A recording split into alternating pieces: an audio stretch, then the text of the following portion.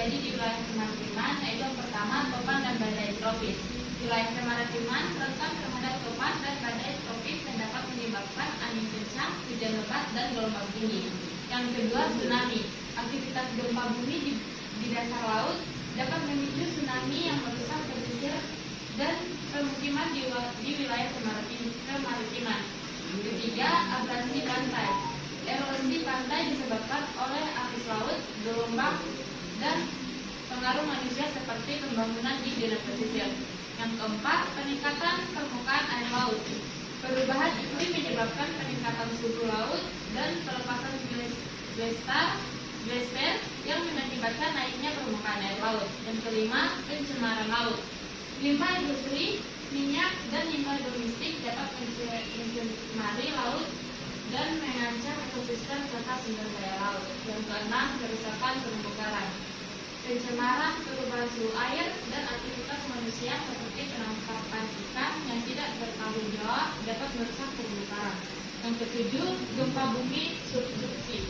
Wilayah dengan zona subduksi rentan terhadap gempa bumi yang kuat dan dapat memicu tsunami. Delapan, bencana kemanusiaan maritim. Kapal tenggelam, kecelakaan laut, atau kehilangan navigasi dapat menyebabkan bencana kemanusiaan di laut.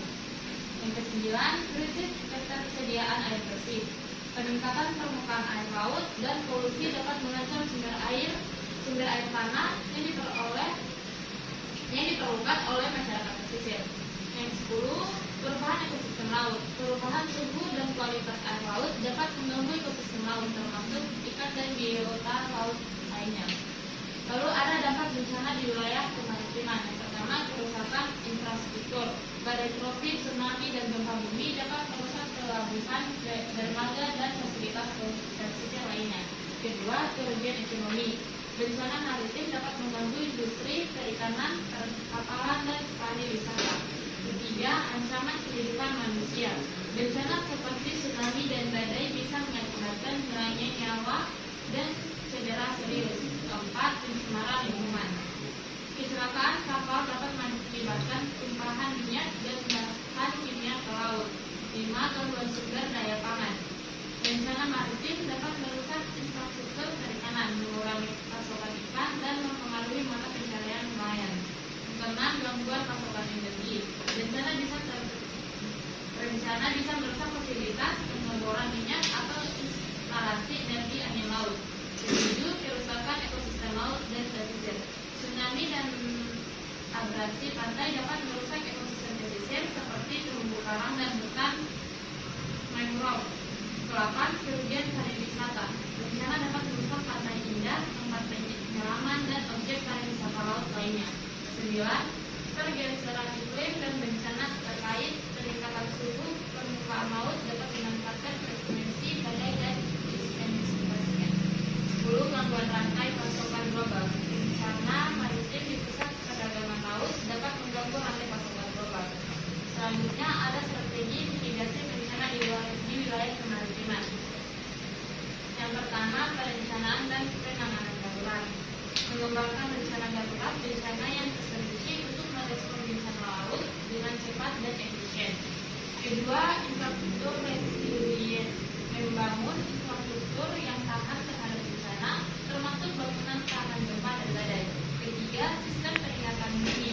Mengembangkan dan mengimplementasikan sistem peringatan dini yang efektif untuk menghadapi ancaman tsunami, badai, dan bencana maritim lainnya. Yang keempat, pengelolaan ekosistem pesisir. Melindungi dan memulihkan ekosistem pesisir seperti terumbu karang, hutan mangrove, dan hutan bakau. Yang kelima, pemahaman dan edukasi masyarakat. Mengedukasi masyarakat tentang risiko bencana di wilayah maritim dan tindakan pencegahan yang perlu diambil. Selanjutnya ada pembatasan pembangunan di zona rawan. Menetapkan peraturan yang membatasi pembangunan di zona rawan bencana seperti daerah banjir dan pesisir terdekat. Selanjutnya ada teknologi dan inovasi. Menggunakan teknologi canggih seperti sensor cuaca, sistem pemantauan laut, dan model prediksi bencana. 8, kerjasama dan koordinasi. Membangun kolaborasi antara pemerintah, lembaga internasional, LSM, dan masyarakat sipil untuk menghadapi bencana laut. 9,